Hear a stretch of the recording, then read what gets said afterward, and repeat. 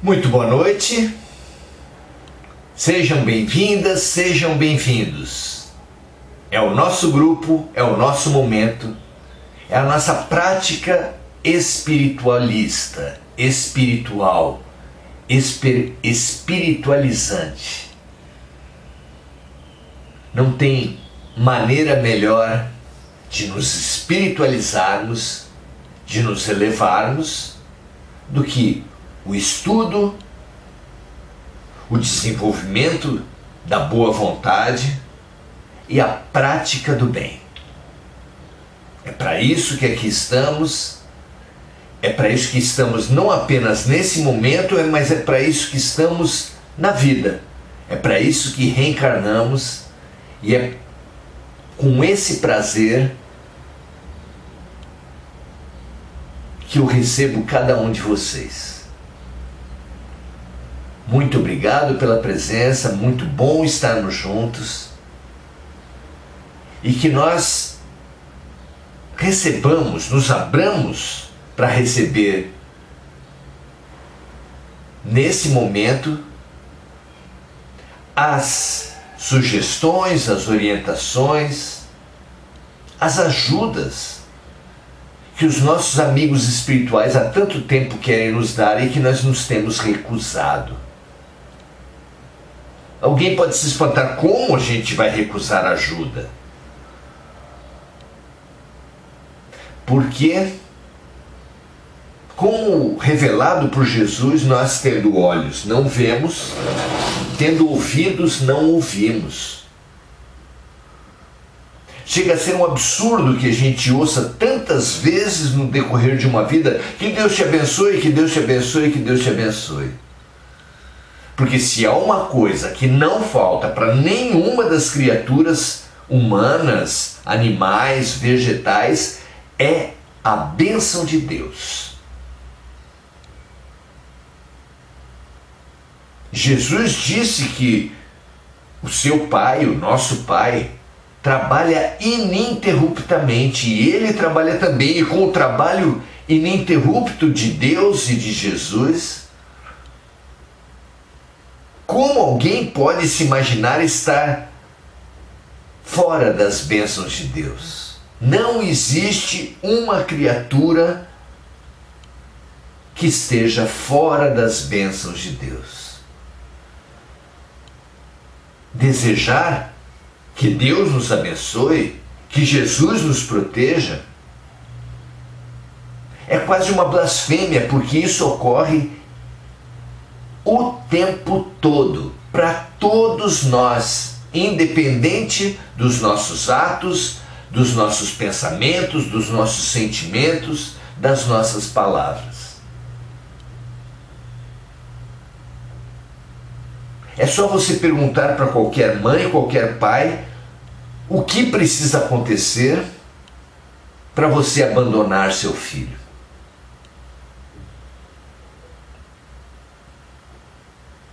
Os mais comprometidos com orgulho, com egoísmo, os mais rígidos, podem até arriscar alguma lista de erros graves que seus filhos, se fizessem, iriam gerar uma separação definitiva entre eles e nós. Mas eu tenho certeza que a maioria dos pais, a maioria das mães que estão aqui conosco, dariam a resposta: nada. Nada que aconteça, mesmo as coisas mais graves, tirariam do meu filho a condição de meu filho.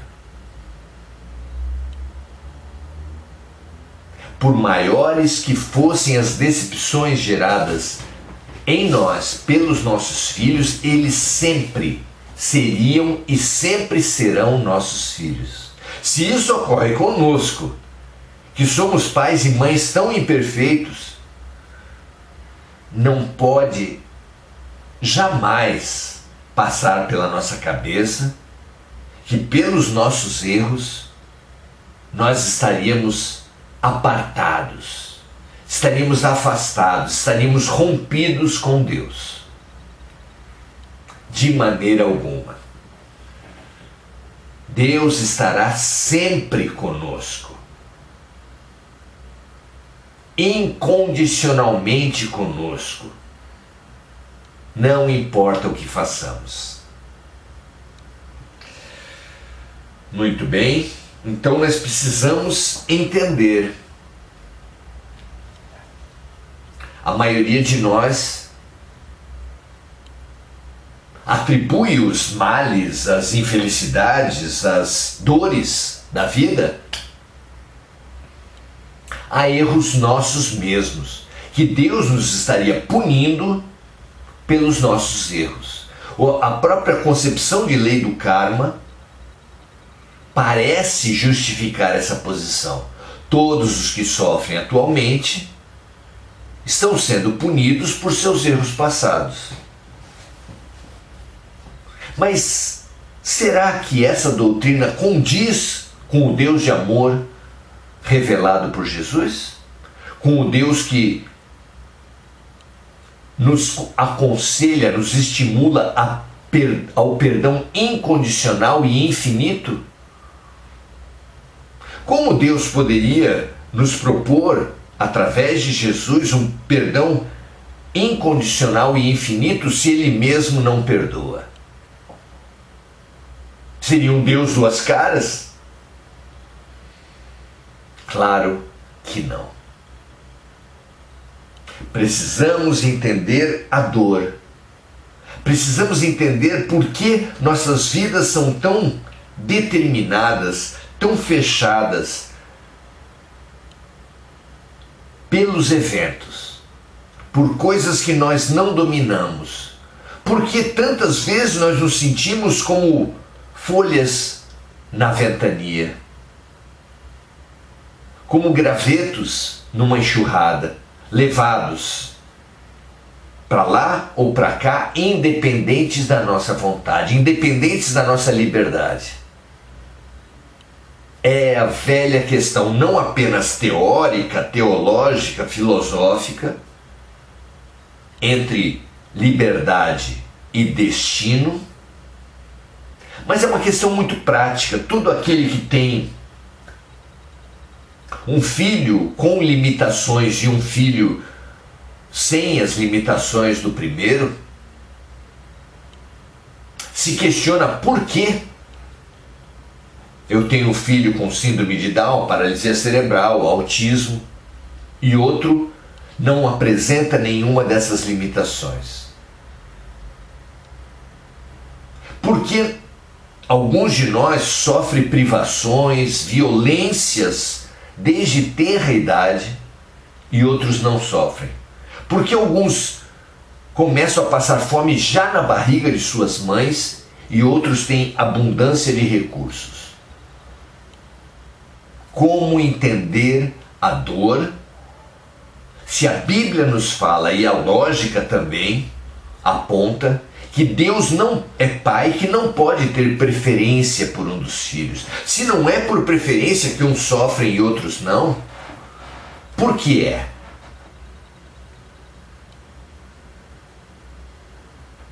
Como compreender a dor? Como compreender a predestinação? Como compreender os eventos fechados para os quais nós não contribuímos e os quais limitam enormemente nossas vidas? Porque fala-se da liberdade. É o assunto do capítulo 10 desse O Livro dos Espíritos de Allan Kardec.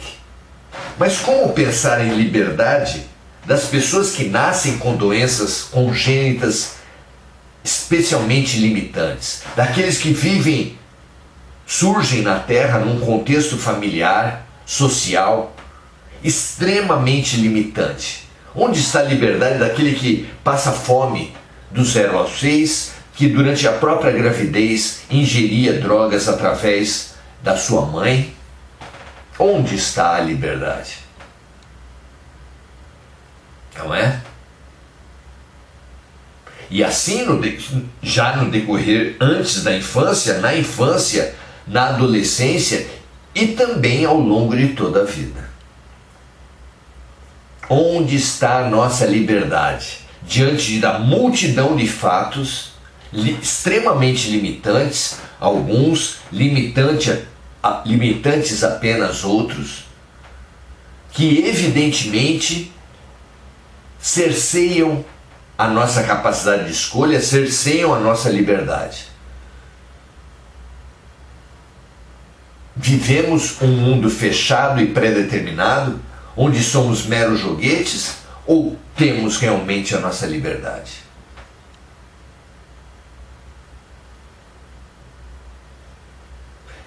Há várias chaves para essa importante questão e elas confluem no mesmo sentido. Quando Paulo de Tarso fala que o plantio é livre, mas a colheita é obrigatória, quando Chico Xavier fala que ninguém pode voltar atrás e fazer um novo começo, mas que todos podem agora fazer um novo fim, estão falando a mesma coisa.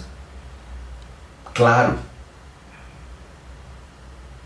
todos temos a liberdade de fazermos o que bem entendermos, mas o mau uso dessa liberdade acarretará responsabilidades obrigatórias,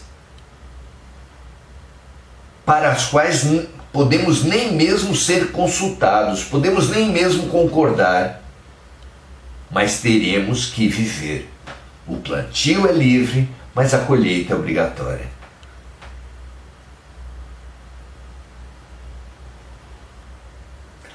Isso coloca para todos nós a importante questão da liberdade na relação com a evolução. Aqui mesmo na Terra, nas práticas humanas, podemos ver a relação da liberdade com a evolução. Quanto maior a evolução, maior a liberdade do ser. Vejam se não é assim. Um bebê não tem escolhas para fazer, não tem decisões para tomar. Assim, uma pessoa com limitações mentais graves, comprometidas, também não tem decisões a tomar. Por quê? Porque usou mal a sua liberdade em vidas passadas ou nessa mesma, acarretando, atraindo, trazendo para si mesmo a experiência da extrema limitação.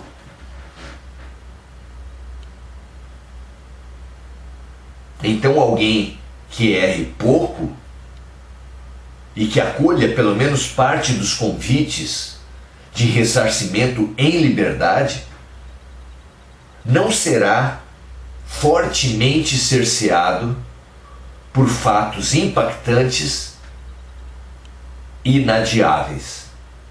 Como a máxima, pelo amor ou pela dor, todos nós podemos já tomar decisões para ressarcir os nossos erros, para compensar, reparar os nossos erros, frente a todos aqueles que foram prejudicados por eles, já. E se assim não fizermos, uma infelicidade infelizmente comum, podemos ser levados em outras vidas, nessa vida ou principalmente em outras vidas, a vivenciarmos as experiências que fizemos os outros experimentarem.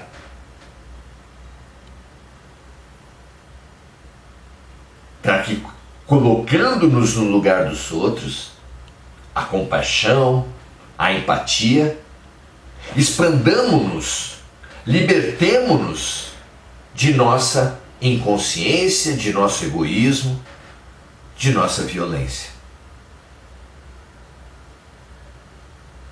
Então, quanto mais evoluído o ser, mais liberdade. E evolução depende da capacidade de se colocar no lugar do outro. Quem tem enorme capacidade de se colocar no lugar do outro terá uma possibilidade mínima de errar, porque fará ao outro apenas o que gostaria que o outro lhe fizesse. Regra de ouro deixada por Jesus. Que assim seja com todos nós, e precisamos compreender que assim como ao início da vida, na imaturidade, participamos pouquíssimo das decisões à nossa volta, das nossas vidas mesmo, conforme vamos crescendo, passando de bebês para crianças, de crianças para adolescentes, de adolescentes para jovens, de jovens para adultos, vamos ganhando cada vez mais liberdade.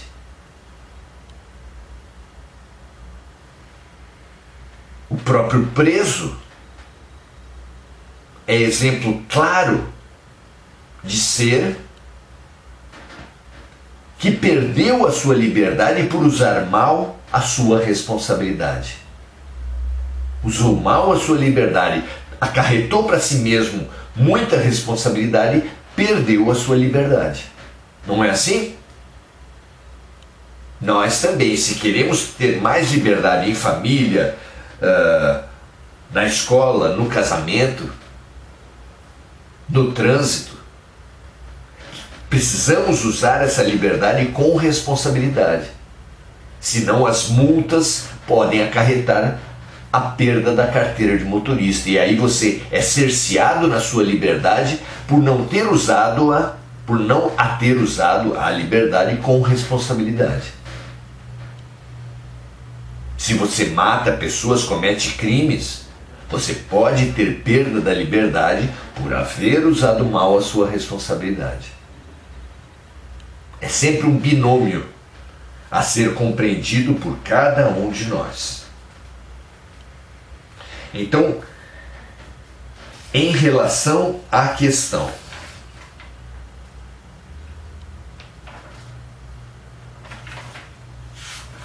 da liberdade e evolução, temos visto aqui uma relação muito forte que precisa ser compreendida por todos nós. É o último item do resumo teórico da motivação das ações do homem, do capítulo Lei da Liberdade, em que Kardec fala sobre os limites da fatalidade. Vamos lá?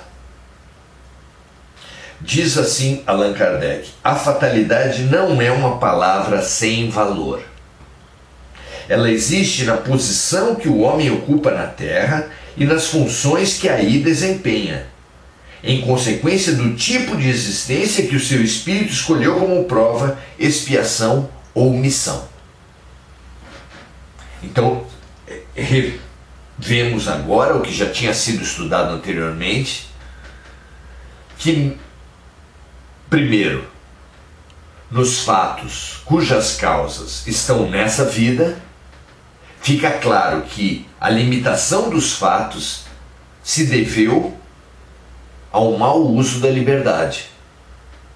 Como vimos falando, o indivíduo que optou por beber e depois dirigir, por dirigir fortemente embriagado,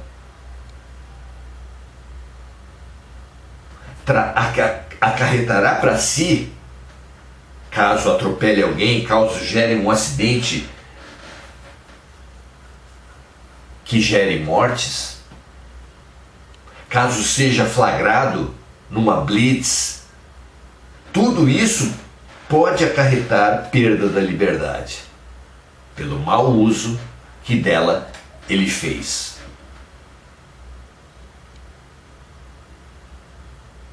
Entretanto, a fatalidade não é uma palavra sem valor, diz Allan Kardec. Ela existe na posição que o homem ocupa na Terra e nas funções que aqui desempenha, em consequência do tipo de existência que o seu espírito escolheu como prova, expiação ou missão. Então, frente aos erros da vida anterior, antes de encarnar, é feito um planejamento reencarnatório e nós escolhemos os problemas mais sérios, mais limitantes, para que eles nos acordem, nos despertem, nos libertem dos nossos erros passados.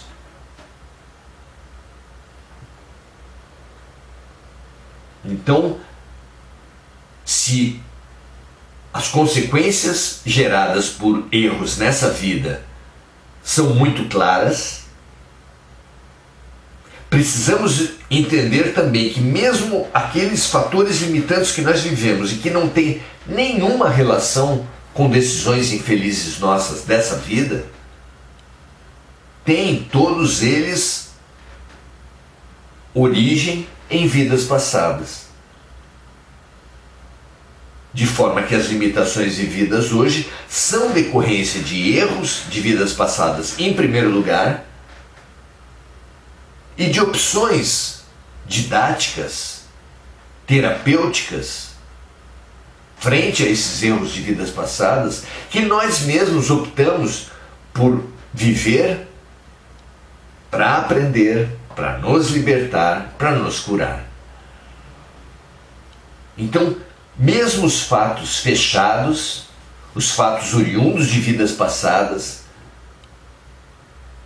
se acontecem, são frutos da nossa liberdade. De forma que a liberdade é sim um princípio importantíssimo para cada um de nós. Continua Kardec. Assim o homem sofre fatalmente todas as dificuldades dessa existência e todas as tendências boas e más que são frutos da própria escolha que ele fez. Então, até as tendências que nós vivemos hoje, os nossos talentos, as nossas capacidades, assim como as nossas sombras e as nossas limitações, são fruto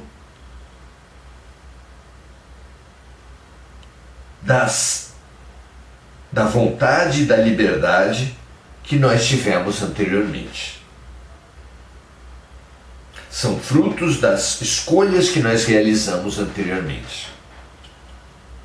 Então, assim, o homem sofre fatalmente todas as dificuldades dessa existência e todas as tendências boas ou más que são frutos da própria escolha que ele fez. Não há vítimas na Terra. O que nós sofremos é fruto das nossas escolhas, ainda nessa vida ou em vidas passadas. Porém, aí termina a fatalidade, porque sempre dependerá da vontade do homem ceder ou não a essas tendências. Então, se optamos, por exemplo, em viver numa família onde a prática de crimes é muito disseminada, isso absolutamente quer dizer que estamos destinados a ser criminosos também. Claro que não. Nós apenas teremos escolhido essa difícil prova, ainda mais difícil se temos a tendência de cometer crimes já enraizada em nós. Optamos por isso para nos curar, para testar os nossos avanços. Frequentemente por nos considerarmos imunes a essas tentações. Triste se caímos novamente, mas todos nós passaremos por avanços teóricos, práticos, por cursos, por trabalhos realizados, que vão nos dar a ideia de já estarmos livres das más tendências. E assim como um alcoólatra pode frequentar um ambiente onde se consome bebida alcoólica para testar se a sua abstinência já está forte o suficiente, nós também podemos passar pela encarnação em famílias, em comunidades, em ambientes estimulantes para os erros que já cometemos no passado, para saber se realmente conquistamos os avanços que nós supomos ter conquistado.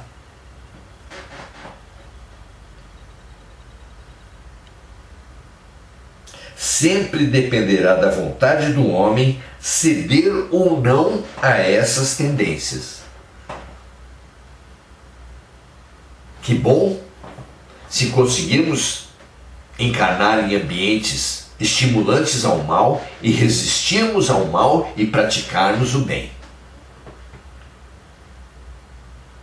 Mas que triste se cedermos aos estímulos maléficos, malvados, criminosos e voltarmos a praticar crimes.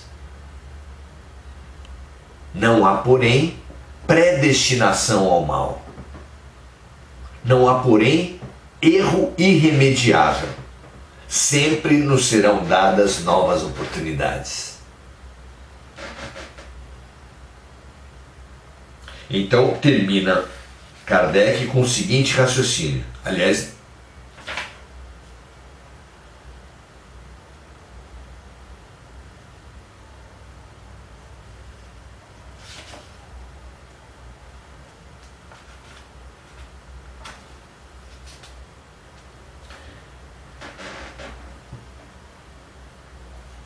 diz que os detalhes dos acontecimentos dependem das circunstâncias que ele mesmo cria, que o homem mesmo cria por seus atos, e sobre os quais os espíritos podem influenciar pelos pensamentos que lhe sugerem.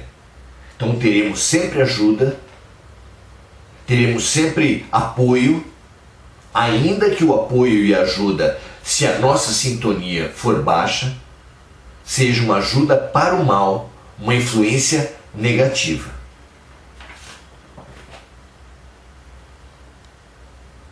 Então a espécie humana é constituída pelos espíritos bons e pelos espíritos maus, que estão encarnados nesse planeta, e por espíritos bons e espíritos maus que estão desencarnados.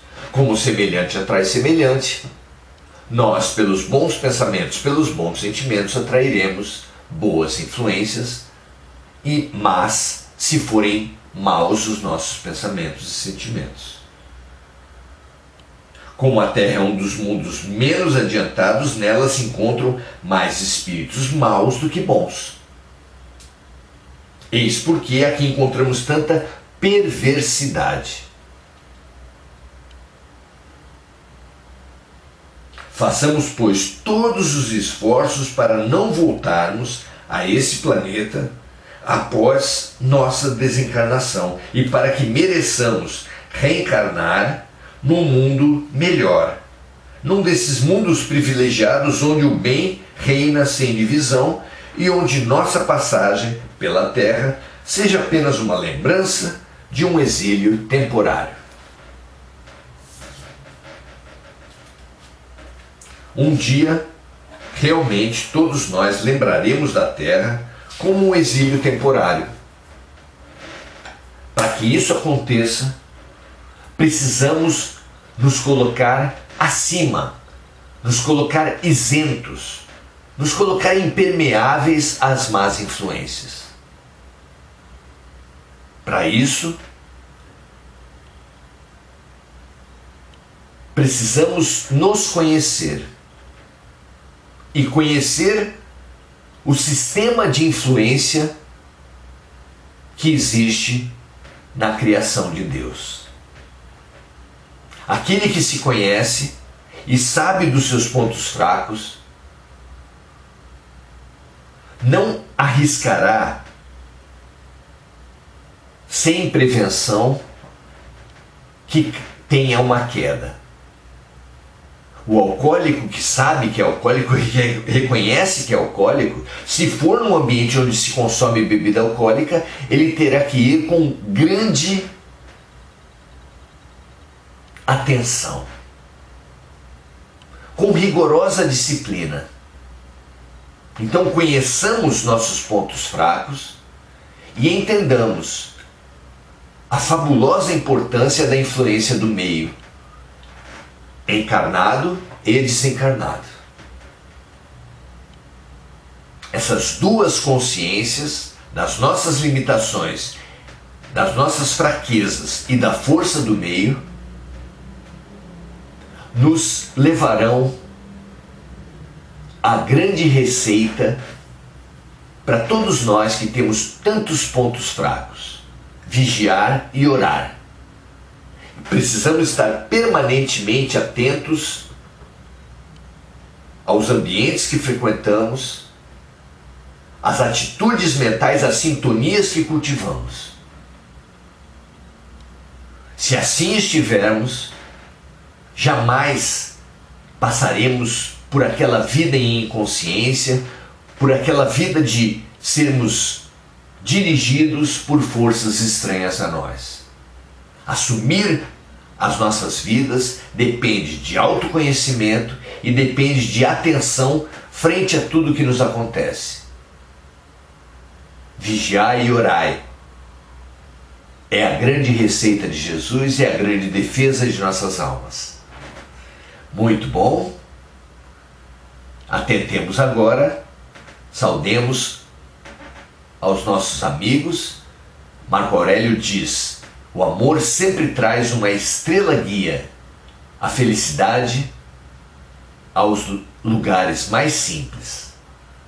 Sem dúvida, se acessarmos, se estivermos na sintonia do amor, nada poderá nos atacar, seremos inatacáveis.